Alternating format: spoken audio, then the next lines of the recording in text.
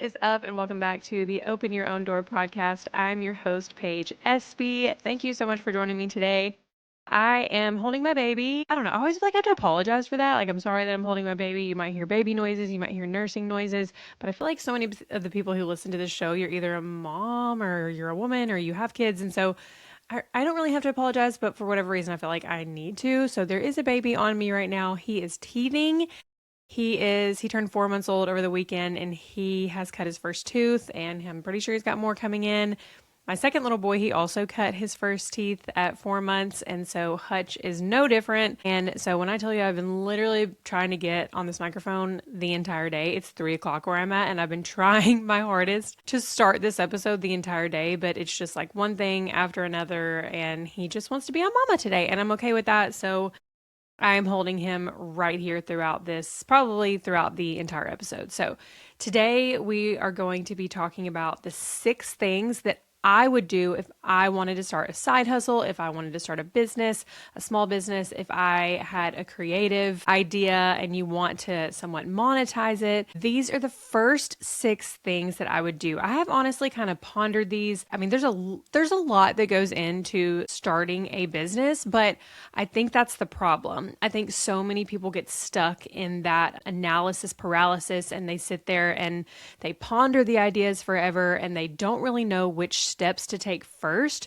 So they just end up overthinking and overanalyzing and actually not really moving forward. And I will say, whenever I started making my watercolor cards back in the day, and whenever I started painting canvases to sell, I was listening to a lot of creative podcasts. I was listening to podcasts that were hosted by artists and hosted by small business owners. But, a lot of what they covered was mindset. And a lot of what they covered had to do with, concepts and ideas. But I didn't find a lot of shows that were telling me the step-by-step processes of what I needed to do to get this business started and get it off the ground.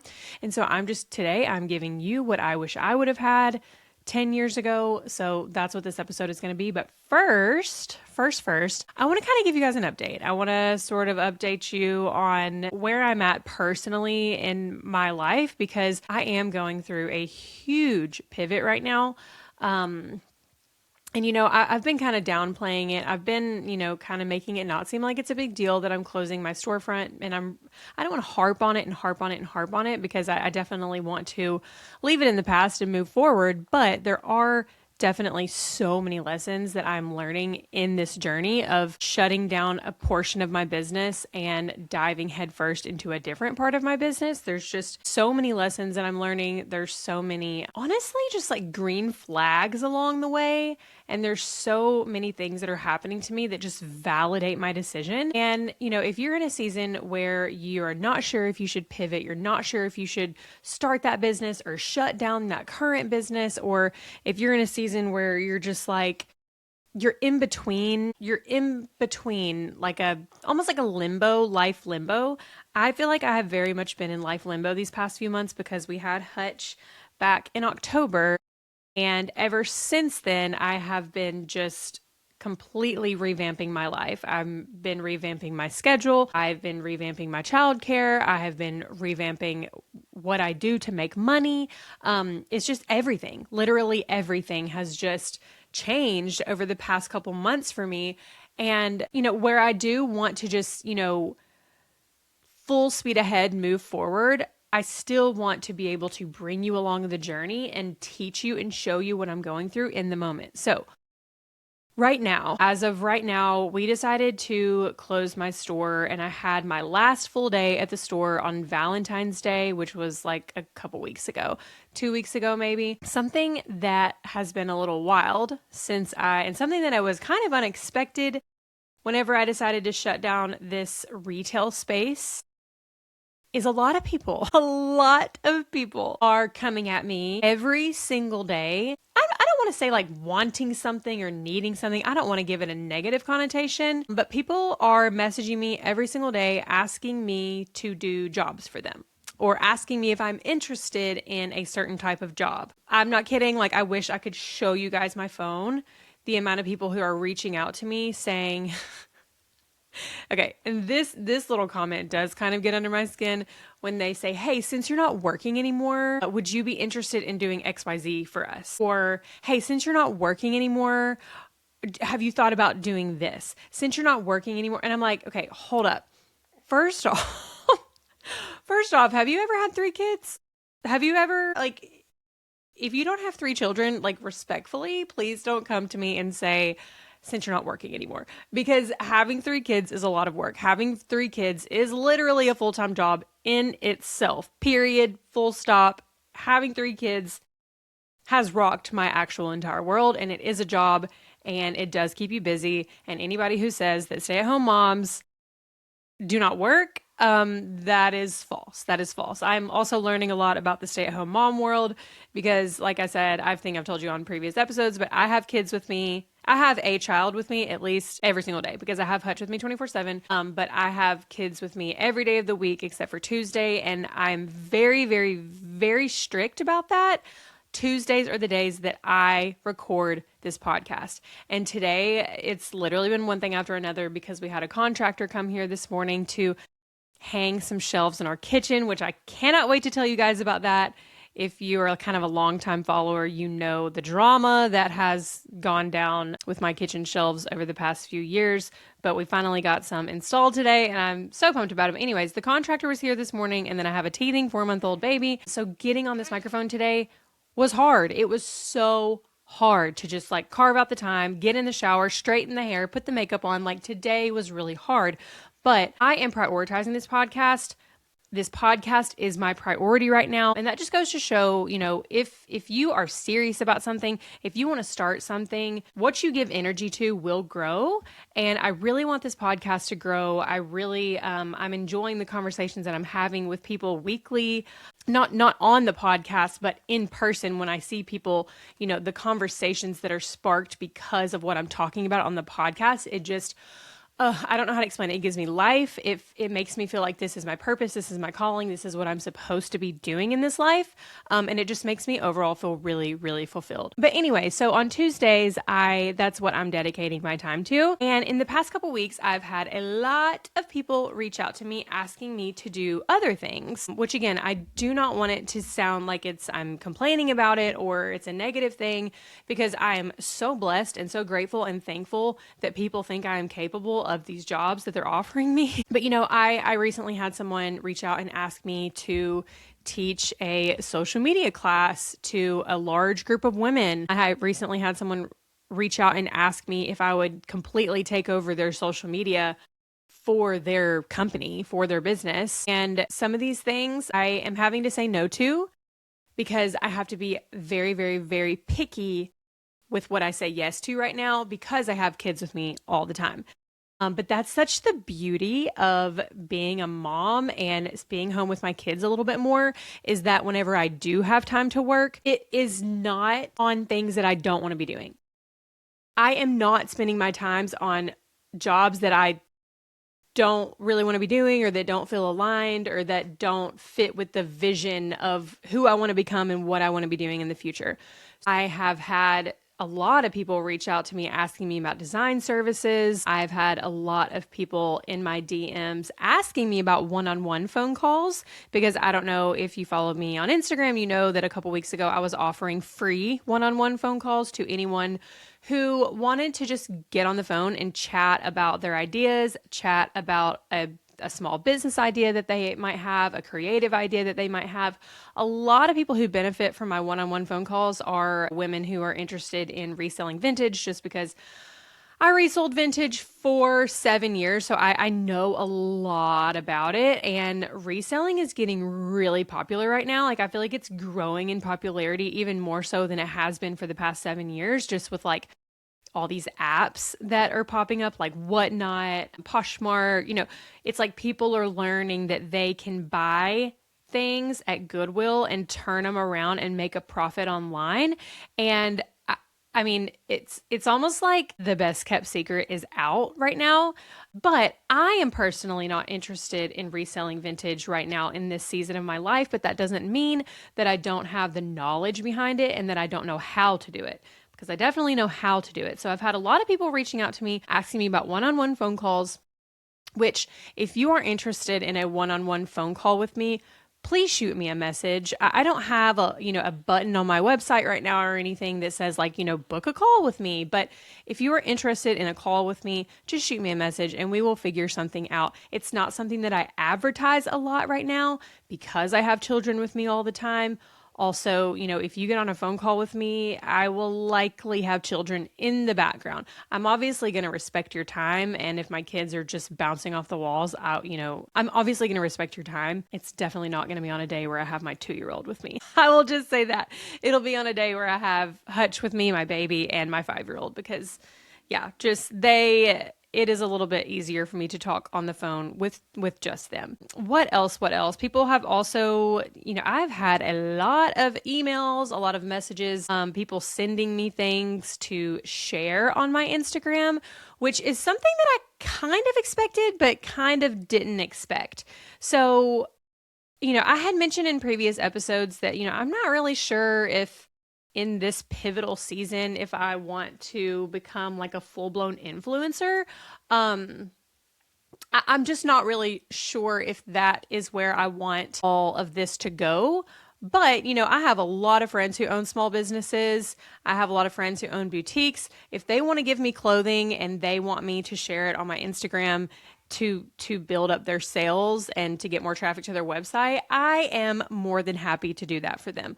My cousin actually just texted me and asked me for my address because him and his wife, they own a t-shirt company. And, I would love to share about small businesses. Now, as far as like big box brands go and bigger names go, I'm going to be extremely cognizant about what I say yes to and what I say no to. I'm going to be very, very, very picky about the brands that I accept. But I was just talking to one of my friends yesterday about it, and I was just telling her about all these brands that have like reached out to me, and it's all kind of happening sort of fast. I didn't, and I'll tell you why I think that is. I will tell you why I think that is.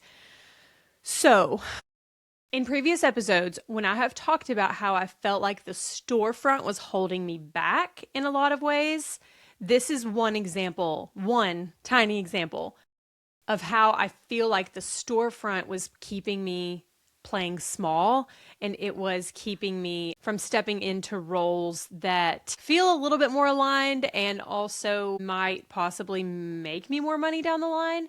So, and again, I talk about money on this podcast because this is a podcast and a show for most people who are listening are people who are wanting a pivot or they're wanting to learn how to make money in a creative way. So, if you're new here and you're like, why is this girl talking about money? That's why I'm talking about money. Okay. So when I owned a retail space, when you would go to my Instagram, in my Instagram bio, it said something along the lines of like a vintage shop located in Huntington, Tennessee. This is I put the address and I put my hours. And I also had something like shop on stories at any time or check my stories if you're wanting to shop vintage. I also had like a little highlight on my Instagram that had available items on there. And so it was very obvious on my Instagram. It was very obvious what I did, what problem I solved, what my Instagram was about. And at the time, my Instagram was 100% centered around selling vintage, right? So when you would go to my Instagram, it would be very obvious that I was a retail space and that I sold vintage. Okay, well, if you think about it, if you're a brand and you are wanting to reach out to an influencer to, sell your products or to make videos about your products or to post about your products, you're obviously not going to give your products to a retail space, because if they wanted your products, they would be carrying your product in their retail space. Does that make sense? Like, I feel like for the longest time, it's like this connection didn't connect in my brain. There was a couple times like where I would reach out to a brand. I remember this one specific time I reached out to a tile brand because we were tiling our house and I was tiling the store, and they didn't accept me as someone that they could like collaborate with. Also, this summer, I reached out to a brand management team and I asked if I could be part of their, an influencer on their management team. And they essentially reviewed what I sent in and they said, I don't think that you are they didn't really say, we don't think you're a great fit. They just basically chose somebody else and they didn't choose me. But I think and this happened a couple of times. There was another time last spring where I kind of like reached out to a brand and I was telling them that I could share about their products if they wanted me to.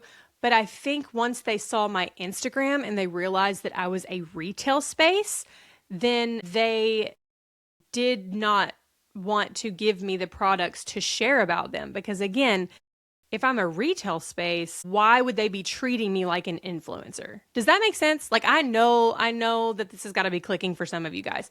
So it is wild and it is absolutely crazy. This is how important it is for your Instagram bio. If you have an Instagram for your business, it is so important for your Instagram bio to reflect what it is that you do and what it is that you offer and what it is that you sell.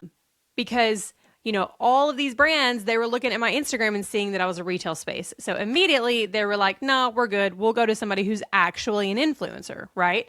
So, but the minute I took retail store out of my Instagram bio, the minute that I took, buy vintage at my store at 23 2nd Avenue, Huntington, Tennessee, our hours are whatever. Like you can shop on stories if you can't shop in person. Like the minute I took all of that jazz out of my Instagram bio, the collabs started flooding in. And I was telling my friend yesterday, I was like, I don't know how to keep up. Like, and I'm not trying to like be some type of way and I'm not trying to toot my own horn in any sort of way. I'm literally just filling you guys in on what this pivot looks like for me right now.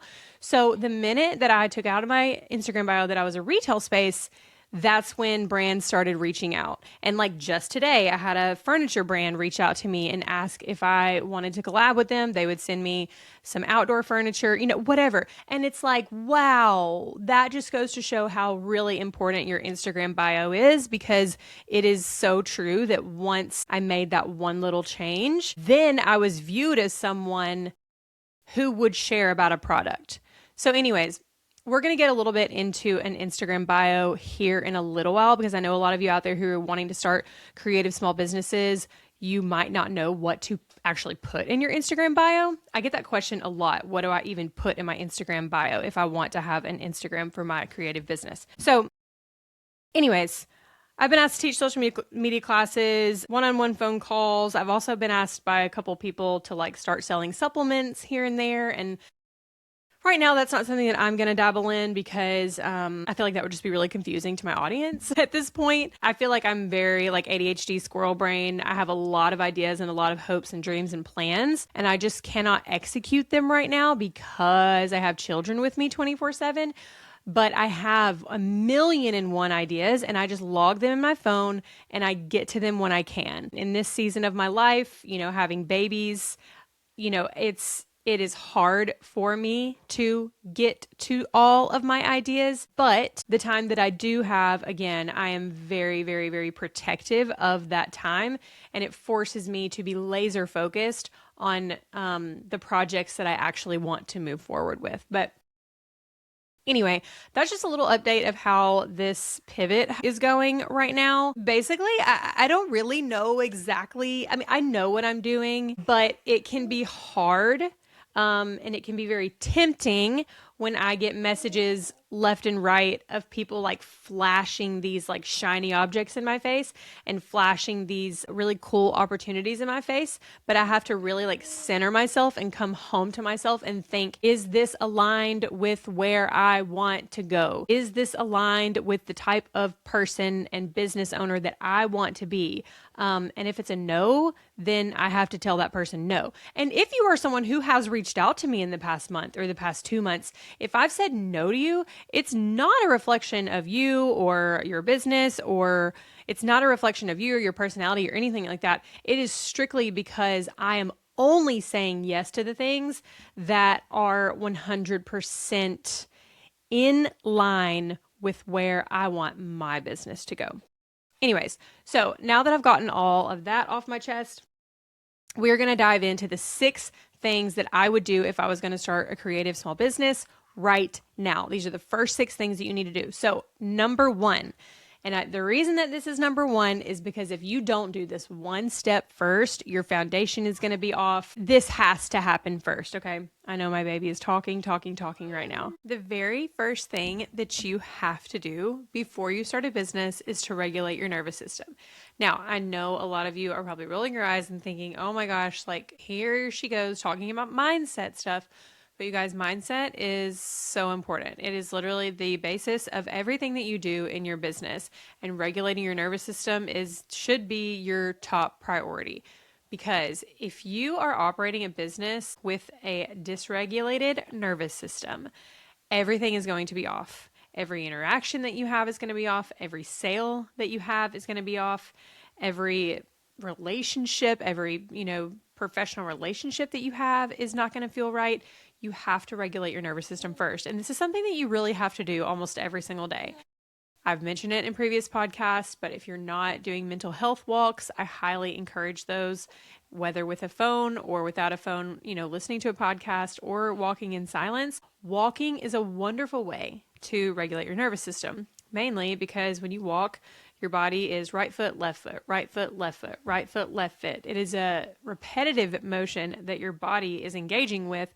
And when your body is engaging in repetitive motions on both sides of your body, it sends a signal to your brain that calms your brain down and that regulates it, it's actually so wild how that works. And so that's why I've gotten super protective of my little mental health walks that I go on almost every single day. So if you see me posting about my mental health walk, just know that it is me encouraging you to do the same. But other ways that you can regulate your nervous system is drinking a lot of water, not drinking a ton of caffeine or alcohol. Also just dancing, moving your body. Moving your body in general those are ways to regulate your nervous system. Take deep breaths. Read books that are enlightening and they don't stress you out. Not doom scrolling. Not doom scrolling is a big one. But again, guys, these are things that you guys are going to have to practice every single day. It's not just a one-off thing. You don't just do it once and then forget about it. These are things that you have to practice every single day. And when you are operating a business from a place of desperation, when you're operating a business from a place of neediness, or if you're constantly just running off adrenaline, and if you don't even have time to think about or visualize how you want your business to be, and you're just operating from a place of cortisol and stress, your business will not be successful. Okay. There's been times where I've operated that way. A lot of the reason I buy from someone and the reason I don't buy from someone is a lot in how they show up online, and it's how they carry themselves. It's how they show up in the world. Everything is energy, okay? Every single transaction that you have with a customer or with a business partner, every transaction and every interaction is energy, okay? So are you going to be the type of person who wants to give off super needy energy, I have to have this energy? Like if I don't make this sale, I will not live, or I will not be able to pay my bills next week. As a business owner, if you carry yourself as someone who has to have every single transaction in order to make your business work, and you must have this sale must go through, if you are giving off super needy vibes, people are not going to want to buy from you, okay? Like somebody wants to feel good when they buy your product. Somebody wants to feel good when they work with you.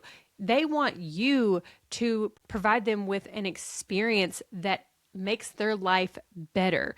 They want to, this is something that I believe in so much. You should be making people feel better than they did before they found you. Okay, leave people better than you found them is really the proper way to say that. But if you're out here posting all the time saying, constantly complaining about sales, constantly complaining about the economy, constantly behaving in ways that are desperate or needy, bottom line is people want to buy from someone who makes them feel good, who makes them feel better about themselves. And when your nervous system is not regulated and when you're not constantly doing the deep work to work on yourself, it's going to show up in how you sell. It's going to show up in your messaging. It's going to show up in how you talk to customers. Just please remember that every interaction is an exchange of energy, and it's either going to be a positive experience or it's going to be a negative experience. So I really want you guys to think about this whenever you're starting a business or if you already have a business.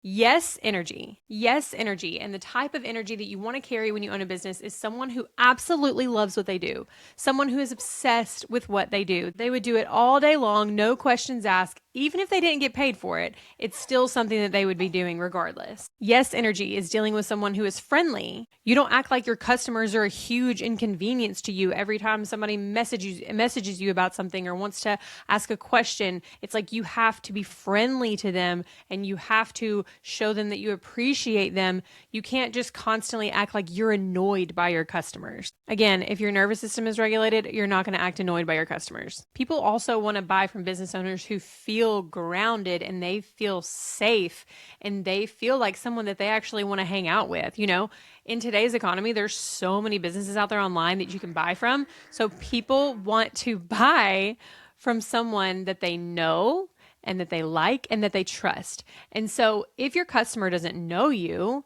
or they don't feel like they know you and they don't like you, and they can't trust you, they're not going to want to buy from you. Before you start your business, you're really going to have to get clear on what it is you want to do, what it is you want to accomplish, what it is you want to offer the world. And the way that you're going to do that is by simply going on walks, by simply journaling, getting quiet with yourself, listening to yourself, praying, asking God, like, what is it that I'm supposed to be doing in this world? What am I supposed to be offering? Just really, really, really digging deep and doing the deep work to figure out what it is that you want to offer the world, and being so grounded and being so just true to yourself and knowing that no matter what, yes, this is what I want to be doing, whether people pay me for it or not, whether someone wants to offer me $100 for this product or not, I believe in what I'm doing, right? Like that's the type of energy that you need to carry. We need to be building our businesses from a place of purpose, something that we feel like is, we're meant to be doing it. And we need to be building businesses from a place of alignment, not from stress and not from adrenaline and not from desperation. Okay. I know so many business owners who operate out of desperation. They are so desperate for every single sale. They're desperate for every single penny that they make in their business. And granted, do not get me wrong. I know that we live in a very stressful time right now. I know that we live in a very stressful economy. Like I know what's going on in the world. I know it's so hard for small business owners out there. But if you are constantly getting online, begging people to shop with you and begging people to buy your product, people are not going to buy your product. Okay. I am so passionate about this, but the basis of all of this is your nervous system. Are you regulating your nervous system? Are you drinking 5 cups of coffee a day? Are you operating off of cortisol? Or are you going on walks and are you sitting in the sun? Like, are you doing the things that you need to do to calm your body down? Are you doom scrolling at nighttime, or are you dimming the lights down, putting on blue light glasses, like turning on a sound machine or turning on a meditation? Like what are you doing to regulate your nervous system? Because if you're not doing that, then that is the well from which everything flows, right? You need to carry yourself as someone who has a product that everyone wants, right? Like you need to be so excited about your product that you know and that you operate and you let your customers know that everybody wants this product. This is a product that I've worked really hard on. Sometimes I even get, like, for example, of a way that I've done this in the past is I will show something that I want to sell, and then I will get on Pinterest and show how it's being styled or how it's being used in homes on Pinterest. Because again, I was a vintage reseller for a really long time. So showing that what you're selling is something that is sought after. Okay. If you're presenting what you have as something that like nobody cares about anymore, nobody wants to buy it, it's so hard to make a buck over here in this economy. Like if that is your energy, people are not going to buy from you. Okay. Customers want to buy from people who are grounded and they believe in what they sell. If you don't believe in what you sell, then don't sell it. Right. And this goes for anything. This goes for if you are a baker, if you are a jewelry maker, if you're a potter, if you have a boutique, if you sell skincare, like whatever it is that you do, if you don't believe in what you are doing, that's going to show up in your sales. That's going to show up in your transactions with people. This is one reason why I stopped being a speech language pathologist, because honestly, I didn't really believe in the work that I was doing. And that's a whole other story for another day. I could really dive deep into that topic, but I didn't really believe that the work that I was doing day in and day out was actually helping any children, especially in the school system, just because of, yeah, anyways, again, we can talk in DMs or something if you ever want to have that conversation. But all that to say, if you don't believe in what you're doing, then it's going to show up negatively in your sales and in your marketing and in your branding and in your messaging, right? So you have to believe in what you're doing. No energy, like energy that we do not want when we are a business owner, energy that we do not want is desperate energy.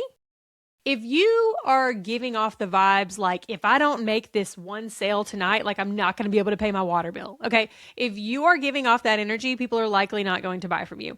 If you are constantly messaging people over and over and over and over and over again, like somebody might have showed interest in one thing for 10 seconds one time, and you're going to message them over and over and over again to remind them that that item is still available, that is desperate energy and people are not going to buy from you, okay? If you have literally 1 ounce of woe is me energy or like pity party energy, people aren't going to want to buy from you. If you get on Facebook to make a post saying, I haven't made a sale all day long, please come buy from me. Okay, that shows your customers that your product is something that is not sought after. You have to prove that your product is something that is sought after and it's something that people want. Okay, again, all of this comes from regulating your nervous system. Okay, I could, again, on all of these topics, all these things I'm going to talk about, I could actually record an entire podcast episode on each of these topics of each of these steps that you need to do before you start a business. But this number one, regulating your nervous system, believing in what you sell, really loving and being obsessed with what you sell, that is key. That is number one. Okay, now, before I just completely jump out of this chair, because I'm so passionate about what I just talked to you about, we're going to go on to number two. Number two, the second thing that I would do before I started a business, well, I won't say before I started a business. The second thing I would do if I wanted to start a creative business is you have to actually make your stuff. You have to make your stuff. This is the most simple step. This is the most simple step of all these 6 that I'm going to go over. You have to put in the time to make your stuff. Period. End of story. Because when you start to make your stuff and when you start to perfect your product, when you actually start to get out of your head and stop ruminating and stop overthinking everything, and you actually put feet to pavement and you make your stuff, when you actually finally have a product to sell, it's going to validate the demand for that product. So what validate demand means is you're going to see if people actually want to buy it or not. Is that actually a product that people are out there searching for or not? But so many people will spend years and years and years sitting there thinking, oh, well, I can't do that, or oh, who am I to make that thing? Or, I didn't go to school for that, or I don't have a degree in that, so I'm not even going to try. No, you have to start and you have to actually make whatever it is that you want to make, and then you put it out there, and that's when the world starts to respond. That's when the world starts to tell you that this is something that they want or this is something that they don't want. But if you don't ever start and you don't ever try, you're never going to have that data and you're never going to have that knowledge to be able to move forward. You're validating demand every single time you make something and put it out into the world. Your customers are going to tell you what they want. Trust me, your customers are going to tell you what they want. But you have to listen and you have to actually make stuff for your customers to be able to tell you what they want. You will gain clarity by moving forward, and you will gain clarity by stepping into and just trying stuff. You will gain more clarity by actually putting pen to paper and trying the things that you want to try. You will not gain clarity by overthinking and ruminating and sitting there with all of your ideas in your head. Okay, number 3. You've got to confidently price your items. I have so many people that come to me all the time and say, I don't know how to price. I don't know how to price. Just the other day, I had someone make me something. And when I went to ask her how much it cost, she was like, girl, I have no idea what to charge for this. Okay. And then I kind of helped her through that process and told her, what I would do if I was going to price this object that she was selling. So what I would do, I would get on Etsy if you're making something, if you are something like sewing something, painting something, I would like making jewelry. I would get on Etsy and see what the market, what it's going for online. Sometimes places like Etsy will be a little bit higher priced than what they'd be able to sell at like a local market or a local vendor event, but it's worth looking into Etsy to kind of see where to even start, right? Okay, this is another topic that I am so passionate about, because if you are making something and you are putting your time, your energy, your dollars, your effort, you've gotten childcare to make your craft or whatever, and if you are sitting there charging like $10 for whatever it is that you made, that just shows your customers that you don't think your time is worth anything. You don't think your skills are worth anything. You don't think your product is worth anything. And if you don't think what you have is worthy, then your customer is not going to think that what you have is worthy. So you need to do some market research. You need to get online and you need to figure out how much you should charge for your product, okay? And you really need to think about how much time it took you to make it. You need to think about all of the supplies that it took to make the product. If you are pricing your products lower than what they're worth, you are doing yourself a disservice, but you're also doing a disservice to everyone else in your industry, everyone else in your niche, everyone else who makes similar objects or similar products to what you make. You are doing them a disservice because you're basically holding up a poster board that says, what we do is not valuable. What we make is not valuable. And so if you have a price that you want to set that price, okay? Set it, try it. If people think it's too expensive, they'll tell you. More than likely, they will tell you. But at the same time, you can lower that price later. Set the price for what you want. But if someone is messaging you and they say, hey, how much is your product? Or how much is this canvas that you're painting?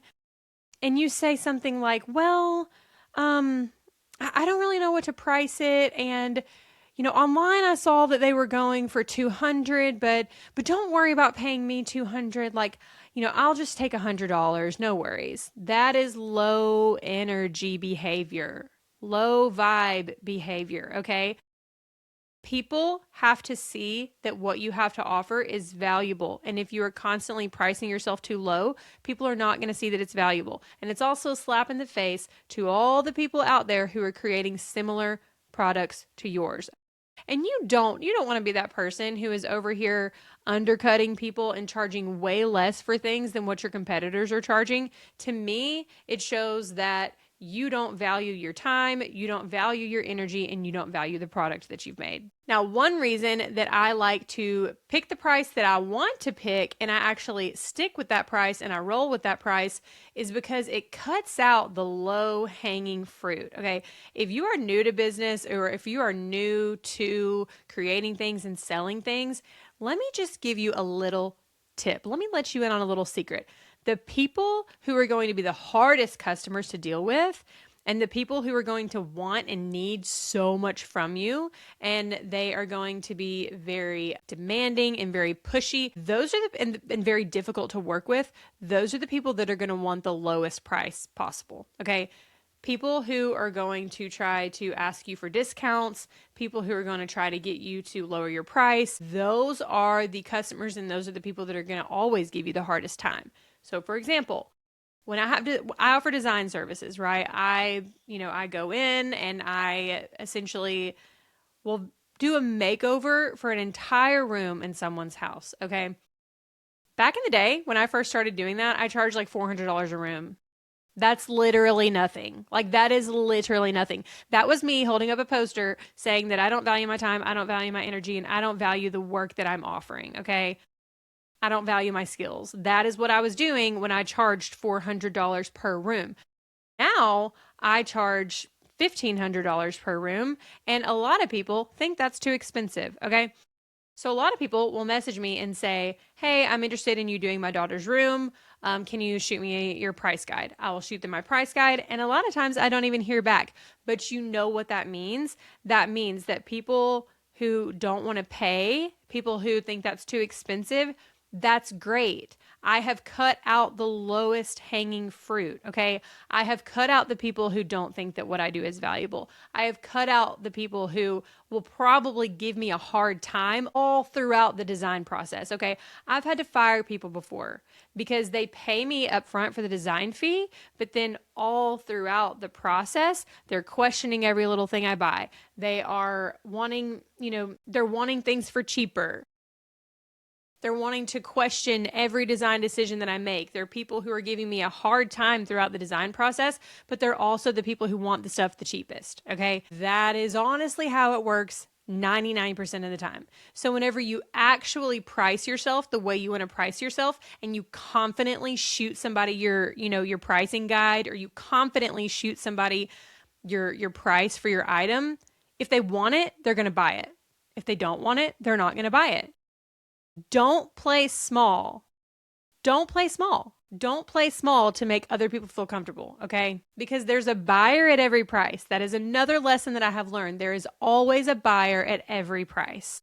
And if you want to be one of these people who is super low energy, super low vibes, super low frequency, and you want to just basically charge $10 for your items, you're not going to get very far, okay? You're not going to get very far. You're not going to make very much money. You're not going to be very successful. But if you are very proud of the services that you offer, and you are very proud of the product that you've made, and you are proud of the energy that you've put into it, price accordingly, okay? Now, I do understand, I will throw a little caveat in here, because I do understand that there are times where when you're just getting started, like when you are building a portfolio and you are kind of building up your reputation, there are times where you might have to offer your services for cheap or for free or for a much lower price than what you eventually want to charge. But you kind of have to build your reputation, and you kind of have to show people that you know what you're doing. I am sort of in this figuring out stage right now of how to charge people for one-on-one calls, because honestly, a one-on-one call is worth a lot of money. If you look up coaches, if you look up mentors, one-on-one coaching from people online is upwards of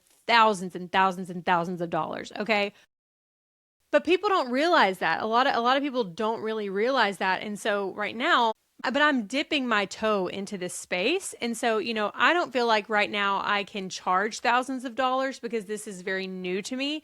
It is a space that I am learning about, and it's a space that I want to, learn more about and dive into more in the future. But therefore, I'm not charging premium prices right now, right? So again, if you want a one-on-one coaching session with me, or you want a one-on-one phone call with me, right now is the time to do it, because I am figuring out what my worth is. I'm figuring out how much I should charge. I'm figuring out sort of what my sales ladder is. And so right now, again, if you want a one-on-one phone call, right now is the time to get in. Because again, with design services, when I first started out, I would either do it for free, I would do it for friends, and I would post the pictures and the videos from those experiences to show people that I could do it and to show people what my capabilities were. So sometimes you do have to kind of start either charging cheap, or you do have to start sometimes even doing things for free, just to prove that you have the skills to do what it is you're saying that you can do. And right now, that's what I'm doing with my one-on-one calls. For several weeks, I offered them for free. Right now, I'm offering them for $85. And then in the future, again, who knows? Who knows? I don't know how big I'm going to get. Who knows? They may be thousands of dollars in the future. So if you're wanting a one-on-one phone call, right now is the time to get in with me. Okay. Anyways. Okay. Number 4, the fourth thing that I would do if I was wanting to start a creative business right now, or a side hustle, is you have to name your business. Okay. This is going to give you a boost of confidence. If you have not already named your business, please pay attention to this. Please hear me when I say that when you actually take the step to name your business, it gives you such a boost of confidence, and it's going to make you feel legit. It's going to make you feel like you really have something going on, and you really have something that you can offer the world. A few tips and tricks of how to name a business. So one of my favorite things that I've always done for the longest time is whatever it is that you are offering, come up with a ton, like take a sheet of paper, brainstorm and brain dump a ton of adjectives that are related to what you want to do and a ton of nouns related to what you want to do. So I'll give you an example.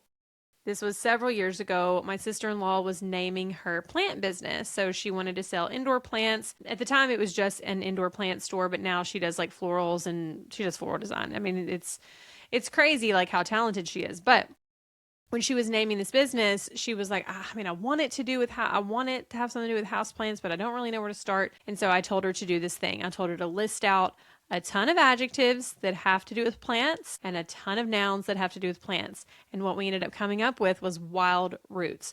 So her business is called Wild Roots, and I just think that's so cute and so adorable. Now, I'm about to give you some conflicting information, and you can take it or leave it. Take what you want, leave what you want. But when naming a business, it is important to think about search engine optimization. Okay, so if you don't know what search engine optimization is, search engine optimization, or otherwise known as SEO, is basically what people are searching for when they go to Google or when they go to ChatGPT. And so whatever it is that you offer, whatever it is your business is, you need to think about, if somebody typed your business name into a search bar, whether it be on Pinterest, TikTok, Instagram, whatever, would your business come up? Okay. My business has always been named Little Yellow Door. Does Little Yellow Door have anything to do with selling vintage? No, it does not. The whole reason I named my business Little Yellow Door is because the house that we lived in at the time, our door was yellow. Okay, that's literally the reason why I named my business that. But your business name should have something to do with what you are selling or what you are offering. Okay. And a way that you can utilize ChatGPT is like literally go into ChatGPT and say, this is the type of business that I want to start. This is the type of product that I want to sell. What are words that people are using online to search for in terms of what I sell or in terms of what my business is? Now, here is where it gets a little confusing, and here is where I'm going to kind of contradict myself. One reason that I like my business name, Little Yellow Door, is because it is an umbrella term. It's not like it's Yellow Door Vintage. Because if my name on Instagram was Yellow Door Vintage, then what would happen now that I've decided to shut down my vintage business and pivot and, start? I'm basically what I'm doing with my Instagram is turning it more into like a personal brand. And it's very easy to pivot into a personal brand because it's called Little Yellow Door. It's not called Yellow Door Vintage, right? If it was called Yellow Door Vintage, and then somebody went to look me up on Instagram and they went to my page and saw that I was posting about outfits and my kids and my house, then they'd be like, well, where's the vintage, right? Like you don't even see the word vintage. I don't think it's anywhere in my Instagram bio anymore, which is wild because I was like, I was really just known for vintage for so long. But that's the beautiful thing about having a name that is sort of an umbrella name so that it can follow you throughout it. Whatever pivot you make, whatever journey you want to go on, your name can follow you. The person who gave me that piece of advice was my sister, and it was 10 years ago. And it was whenever I was starting an Instagram for my art, and I didn't know what I wanted to call it. At the time, I was just painting watercolor cards, and so I thought I wanted it to be called Paige Fisher. Paige Fisher is my maiden name. I thought I wanted it to be called Paige Fisher Stationery. And my sister said, nope, you don't need to call it that. You don't need to call it that because then what happens if you decide to pivot in the future? What if you don't want to make stationery anymore? Then you've basically put yourself in a box. So then, this is just a joke, and I have to just tell you all this. So then again, my name was Paige Fisher back in the day. And so then I was like, okay, what about PF Art? If you hear what I'm hearing, I wanted it to be called PF Art, which essentially spells pee fart. Okay. Like really glad I did not go with that, but it's hilarious because my brother-in-law still calls me pee fart to this day. So back whenever I had my art Instagram, I ended up going with Paige Fisher Studio. Okay. That was like my OG. That was my very first Instagram that I ever made where I sold products. Okay. And then eventually when I grew up a little bit more and when I got married, I feel like it was a little bit more sophisticated. And so I named it Paige Espey Art. Just very simple, very classic, very, it was fine. It was fine. Paige Espey Art is what I ended up calling it. But then when I started Little Yellow Door, I wanted it to be kind of meaningful and I wanted it to have something to do with my home. And so I ended up naming it Little Yellow Door because that was the color of the front door where I essentially started that business. Because, if you're new here, I started selling vintage out of my home 7 years ago, and we had a yellow door. Okay. Now with naming this podcast, this is something that I really struggled with, because if you listen to any sort of training, any sort of guru, any sort of marketing, person out there talk about how to name a podcast, they will tell you when you name your podcast, do not make it complicated. Do not make it like an inside joke. Don't make it something that people can't search for. I didn't listen. I didn't listen. And I made my podcast name Open Your Own Door because it was cute and it tied into my whole like door theme. I also just feel like it is so me. But the gurus would say that I didn't do it right because I didn't use search engine optimization.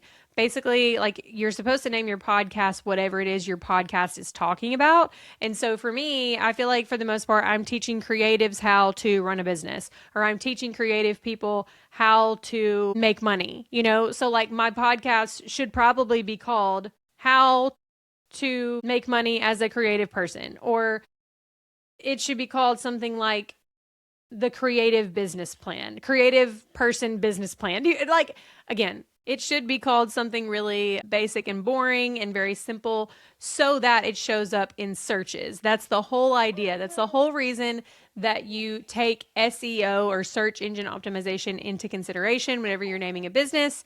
But just the way my creative brain works. And also, I'm also a little bit of like a rebellious person. So if somebody tells me to do something, then I'm likely going to do the exact opposite, because that's just how I am. So I ended up naming my podcast Open Your Own Door. I may end up changing it later on down the line to like the Paige Espey podcast. I may end up changing it down the line, but I like it for now. But that's another thing, is when you are naming your business, don't get too attached to anything. Like, don't be too married to something. You can change it down the line. Don't get hung up on what your business name is, because you can always change it down the line. Now, that leads me into I'm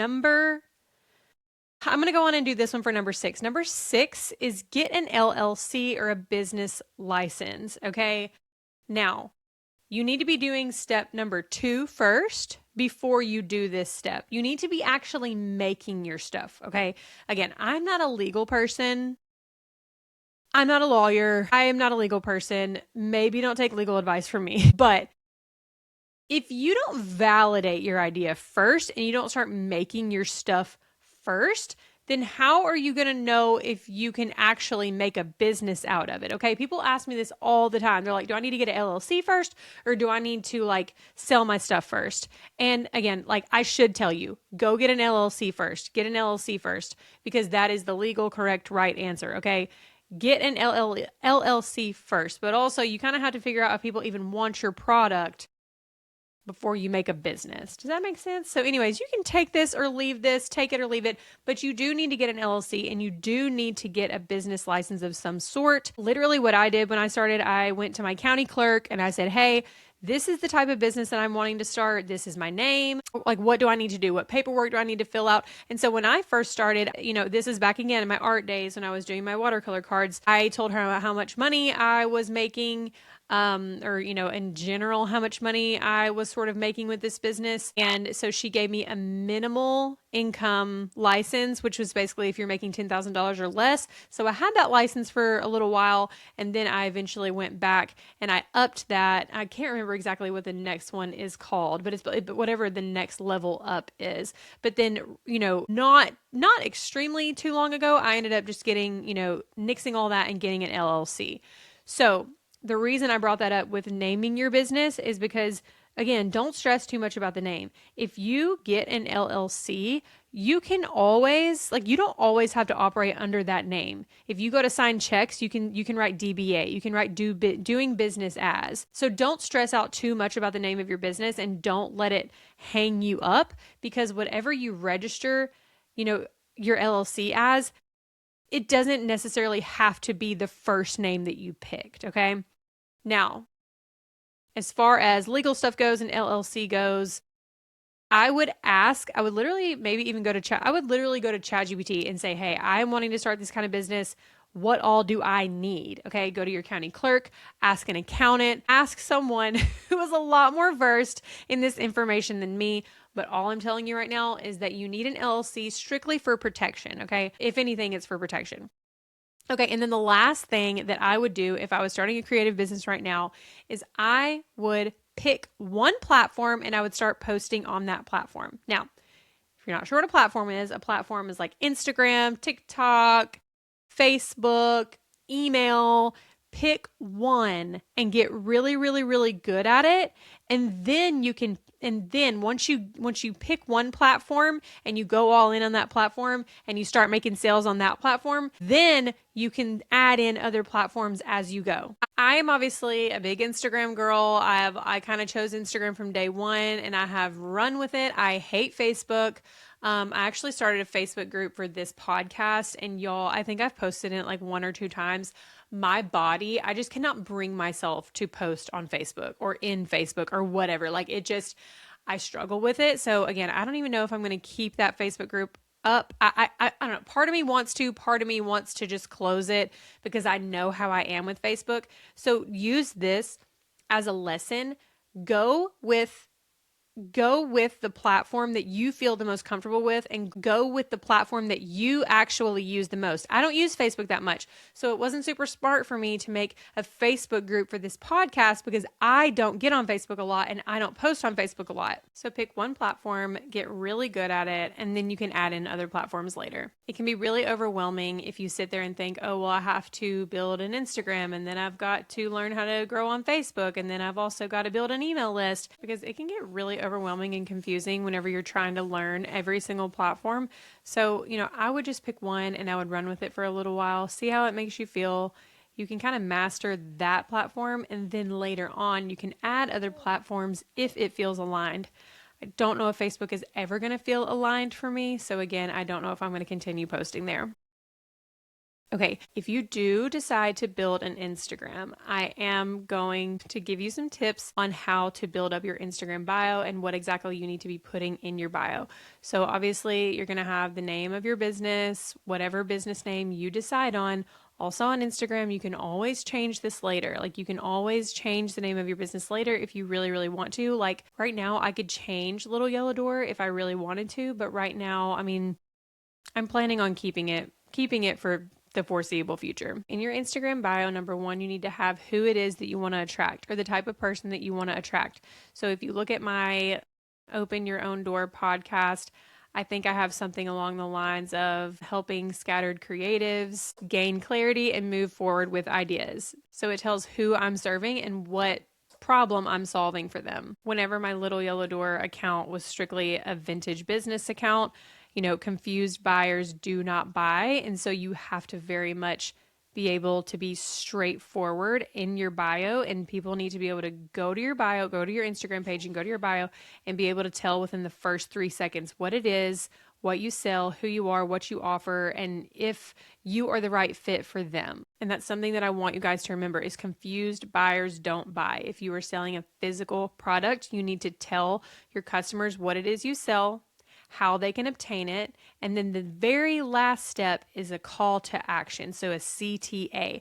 So I think right now I don't really have a lot of products to offer, whereas before when I was selling vintage, I had physical products to offer, and so the last line would say, check my Instagram highlights for available pieces, or it would say shop vintage on stories on this day or whatever.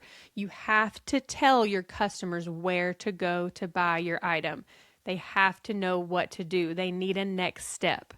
If you think about it, any business that you go to on Instagram, any big account, they have some sort of call to action in their bio to tell you what to do next. So right now, I think the literal only thing that I have to offer is like a journal guide. And so I want to say on my Little Yellow Door Instagram and also on my Open Your Own Door Instagram, I have, a link at the bottom to my Stand store, which is where I now house and sell my digital product, which is my journal guide. So again, just to go over everything, in your Instagram bio, you need to have like who you are and the type of person that you are there to serve. You need to also have in there what you can do to help them solve their problem. And this could go for like if you're selling digital products or if you're selling a physical product. You know, if you are a boutique owner, the very first line of your boutique could say like helping moms feel cute again postpartum or whatever, like basically telling your customer what type of clothes you sell, who it's for, and how you can help them. And then also you need to let them know where they can buy it because again, confused buyers don't buy. It's also helpful if you put a little humor into your bio just so that people know that like you're an actual human, you're not a robot, you're not a computer, you're an actual human being who's selling an actual product. And then sometimes in like the third line of your Instagram bio, sometimes people will put, a link to their podcast or they will link or list out, places where they've been featured just to like kind of prove legitimacy. I've seen a lot of interior designers do this.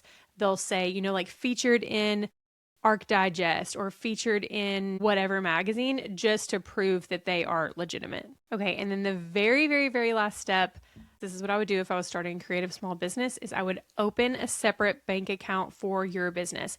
You do not, comes tax time, you do not want your personal account to be mixed with your business account. This is the best advice probably I ever got when I started a business is be sure to always keep it separate. So like literally, let's say that I go to the Walmart. Okay, I'm going to the Walmart and I'm buying some stuff in the craft section because I'm buying some stuff to teach a paint class. Okay, that's for my business. So whenever I check out, when I'm buying the paint, when I'm buying the canvases, when I'm buying the brushes, I am literally going to be using my little yellow door debit card or credit card or whatever you have. But let's say that on the same Walmart trip, I'm buying, groceries for our house, then I will use our personal card on whenever I go to check out. So like a lot of times if I am going into a store where I'll have a personal transaction and a business transaction, the first thing I do when I get up to the conveyor belt is say like, hey, this is going to be on 2 separate transactions, and I be sure to use the appropriate card. You do not want to be mixing your business money with your personal money. Okay. That's probably actually should have been tip number 1. But no, if you're not regulating your nervous system, then all of this is going to be null and void. All of this is going to be a mess if your nervous system is not regulated. So we are going to go over and we are going just to rehash the 6 things that I would do if I was starting a creative small business today. So number 1 is regulate your nervous system. If you have questions on how to do that, just contact me and we can go over it. You need to be doing things like walking, journaling, doing devotionals. You need to be constantly working on yourself. They say that if you want to start a business or you want to join therapy, you might as well just start a business because basically owning a business is literally like going to therapy every single day because it's just a mirror into all the stuff that you need to work on for yourself. Okay, number 2 is make your stuff. The second thing I would do if I was starting a creative small business is I would just start freaking making stuff. Stop making excuses. Stop telling yourself you can't do it. Stop telling yourself that, you're not good enough or that there's so many other people out there better than you. And stop spinning your wheels and stop ruminating and just start making stuff, okay? You're never going to know unless you actually make the product, okay? Because once you make the product, it will give you validation. You will figure out the demand of the product once you start making it, okay? Number 3 is confidently price your stuff. You're going to have to learn how to confidently price your stuff. Whenever somebody messages us and asks us how much something is, we're not going to reply and say, I don't know, like tell me how much you think it should be, or I don't know, I haven't really figured out how to price yet. We're going to say, hey, this is $80. Let me know how you want to pay. Or, hey, this is $80. Here's my Venmo. Actually, it's $80 plus tax. Here's my Venmo. Or I can send you an invoice, whatever. Stop being wishy-washy. Stop acting like you're not confident when it comes to pricing your items. Okay, number 3 is give yourself a name. You've got to give yourself a name. You got to give your business a name. The sooner you do this, the better, because it's going to increase your confidence. And it's going to make you feel legit, and it's going to make you feel real, and it's going to make you feel like you can actually do this freaking thing, right? Okay, number 4 is pick a platform. Pick one platform. form. One platform, get really good at it, and then later on you can add other platforms. Number 5 or number 6, I kind of got these kind of mixed up. Start an LLC or get a business license. Period, full stop.